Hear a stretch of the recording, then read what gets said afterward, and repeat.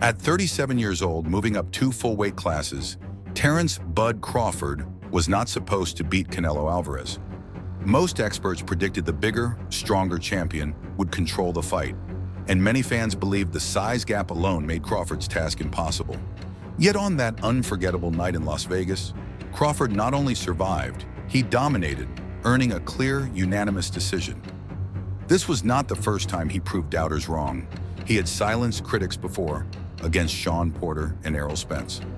Before we get started, remember to subscribe so you don't miss the most unforgettable stories about boxing's greatest fighters. On September 13, 2025, more than 70,000 fans packed Allegiant Stadium in Las Vegas. The event was broadcast worldwide on Netflix, marking one of the grandest boxing nights in years. Across the ring stood Canelo Álvarez, the undisputed super middleweight champion, widely expected to defend his crown with ease. Facing him was Terence "Bud" Crawford, 37 years old, moving up 2 full divisions without a tune-up fight. The odds were stacked heavily against him, and most analysts viewed the size gap as decisive. From the opening bell, Crawford immediately challenged that narrative. Instead of circling cautiously, he pressed forward, taking the front foot much like Floyd Mayweather had done against Canelo over a decade earlier. The jab became his spear, disrupting Canelo's rhythm and pushing him back step by step. For a supposed smaller man, Crawford's intent was bold: dictate where the fight would be fought. Canelo found his best success digging to the body. Whenever Crawford raised a high guard, the Mexican champion pounded heavy shots to the ribs. The sound of those punches drew cheers, but Crawford remained unfazed. He slipped away after single attempts, never allowing Canelo to trap him for long. What looked punishing on impact did little to slow his movement or composure. Crawford's defensive mastery stood out most. He blocked, parried, and angled away so effectively that many of Canelo's headshots landed on gloves or air. Analysts estimated that more than 90% were neutralized. Canelo's hand speed had not diminished, but Crawford's timing took the sting out of every attempt. Instead of absorbing punches squarely, he shifted just enough to drain their power. The real separation came in the pocket. Unlike past opponents who chose to retreat once Canelo closed distance, Crawford fired back with multi-punch counters. Whenever Canelo stepped inside, he was punished with combinations before Crawford slid away. This kept Canelo hesitant, unable to commit to sustained pressure. Round 9 captured the essence of the fight. Canelo charged with a big right hand, missed, and was immediately met by a flurry. Left hook, right hook, straight left, body shot. By the time he reacted, Crawford had already created space. The crowd erupted, and it became clear that the smaller man was in full command. In the championship rounds, Crawford widened the gap. Round 11 featured a stiff jab that snapped Canelo's head back and forced him to retreat. A symbolic moment showing who truly controlled the ring. By round 12, with victory nearly assured, Crawford could have coasted. Instead, he stood his ground, countering with sharp hooks and nearly dropping Canelo in the closing seconds. The Mexican star staggered, his knees dipping, saved only by his iron chin. The final numbers told the story. Crawford landed 115 punches out of 534, compared to Canelo's 99 out of 338. The jab count was especially lopsided: 45 for Crawford, just 16 for Canelo. The judges scored it 116 to 112, and 115 to 113 twice, all in favor of Crawford. Unlike several of Canelo's previous decisions, there was little controversy. Most observers agreed Crawford had clearly won at least 8 rounds. Comparisons to Mayweather's victory over Canelo were inevitable, but many highlighted the difference. Mayweather dominated from range and relied on single counters. Crawford proved he could win both outside and inside, punishing Canelo in the trenches with combinations. That dual mastery elevated his performance to something unique. Even Canelo conceded afterward that Crawford was better than Mayweather. For a fighter who has shared the ring with nearly every elite of his era, such praise carried weight. Analysts hailed the result as not only Crawford's greatest achievement, but one of the most impressive wins in modern boxing. Some reflections even mixed humor with awe. One commentator remarked that Crawford had downloaded Canelo's game plan by round 4 and started writing the sequel by round 9. It was a lighthearted way to capture his uncanny ability to adjust mid-fight, one of his trademarks throughout his career. Beyond tactics and numbers, the meaning of this victory was profound. For years, critics claimed Crawford's resume lacked marquee names, that he dominated but had not faced a truly elite opponent in his prime. Against Canelo, that narrative collapsed. He beat the biggest star in the sport, a champion who had ruled multiple divisions, and did it convincingly. The win carried elements that make boxing history: a veteran in his late 30s, jumping 2 divisions, facing the undisputed king, and leaving no doubt. Very few fighters have dared such a leap, and fewer still have succeeded with this level of clarity.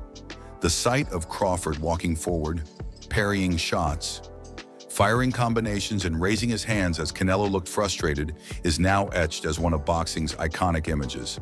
By the end of the night, Crawford was not just victorious, he had redefined the possible. What many dismissed as impossible became reality, and the boxing world was forced to recognize that Bud Crawford had just delivered one of the greatest performances the sport had ever seen. The numbers are blunt and unforgettable. 42 wins, 0 defeats, 31 knockouts, championships in 5 divisions, and the unprecedented status of being the first male fighter of the 4-belt era to become undisputed in 3. Those facts are extraordinary, yet the road that produced them explains even better how good he really is. His first world title set the tone. In 2014, he flew to Glasgow and outboxed Ricky Burns for the WBO lightweight belt on foreign soil. A calm, technical performance that proved he could travel, adapt, and win rounds without drama. Months later, he defended against Yuriorkis Gamboa, a fast, unbeaten puncher with explosive reflexes. Gamboa's speed troubled him early, but Crawford adjusted, switched stances, found timing windows, and scored 4 knockdowns before finishing the fight in round 9. That night told fans exactly who he was: patient early, violent once the data was gathered. Moving to junior welterweight, Crawford converted momentum into control. He stopped Thomas Delorme with a 3 knockdown burst in round 6 to claim a vacant title, then met Victor Postel, a tall, disciplined technician many believed would force a chess match. Crawford took the board away, smothered Postel's jab, dropped him twice in the 5th, and won wide scorecards.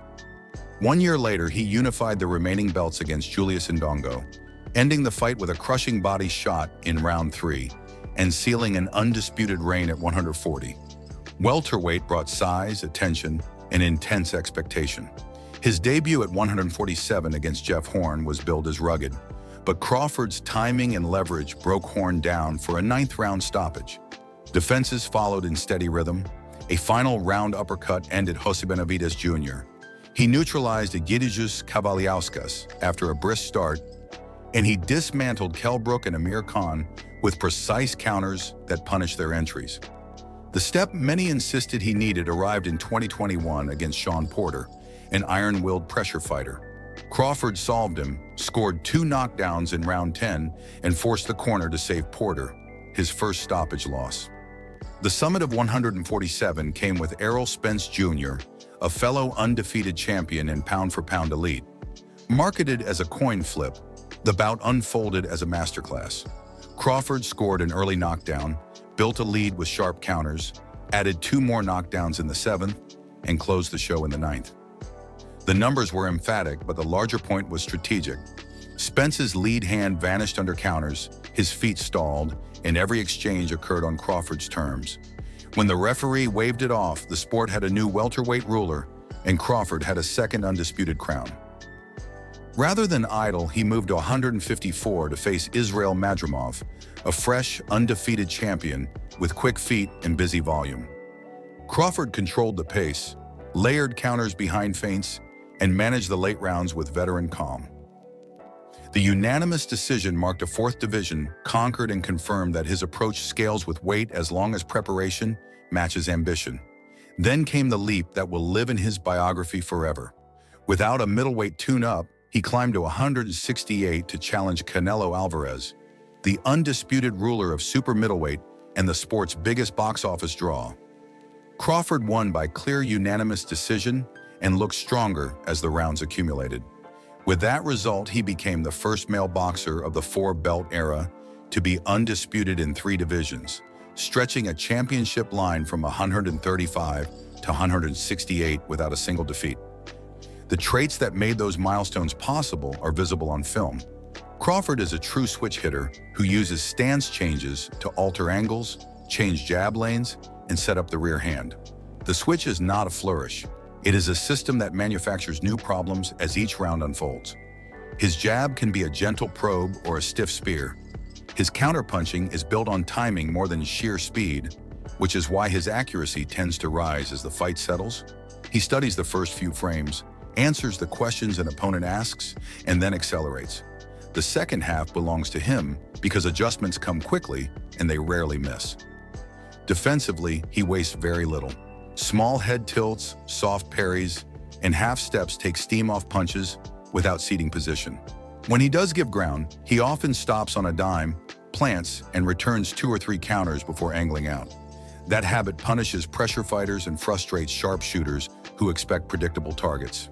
He does not chase knockouts, yet finishes arrive because timing and placement break resistance.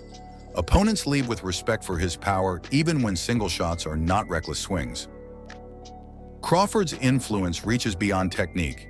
His pursuit of undisputed status, repeated across divisions, revived appetite for clear championship hierarchies. Gates and viewership surged around those events, a reminder that fans respond when the best meet without qualifiers. The effect was real and measurable. Place his resume in perspective, and the scale becomes easier to grasp. Very few fighters have won titles in 5 divisions while remaining undefeated. Fewer still have unified entire weight classes more than once. No other male fighter has reached undisputed in 3 divisions under the 4-belt rules. He has beaten punchers and technicians, pressure specialists and counterpunchers, tall movers and compact maulers. The common thread is that opponents exit with fewer answers than they carried in. Stoppages come late because wear accumulates round by round and choices disappear. Debate will always circle comparisons across eras. Crawford's record addresses the hardest questions by winning fights that clarify history. From Burns and Gamboa at lightweight, through Postol and Indongo at 140, through Horn, Porter, and Spence at 147, and onward to Madrimov at 154, and Alvarez at 168, the progression is coherent and the outcomes emphatic. He did not merely collect belts, he organized divisions. He did not simply edge rivals, he separated from them. The longer he fought, the clearer the margins became. So how good is Terence Crawford really? He is as good as the rare few who redefine what is possible, and as good as the numbers that support the claim. He is the champion whose adjustments feel inevitable, and whose finishing sense turns close fights into routes. He is the fighter who climbed from lightweight to super middleweight without surrendering a night. In a sport that rewards audacity and punishes illusion, Crawford's greatness now reads less like an argument and more like a record that speaks for itself. At 37 years old, Crawford proved that greatness does not come from size or age, but from intelligence, determination, and the heart of a true champion. The future may lead him to another challenge, or he may choose to stop at this brilliant peak. But whatever the choice, Terence Crawford's legacy is already carved into boxing history as proof that courage and skill can achieve what once seemed impossible. Before you go, don't forget to like, comment, and subscribe for more exciting boxing stories.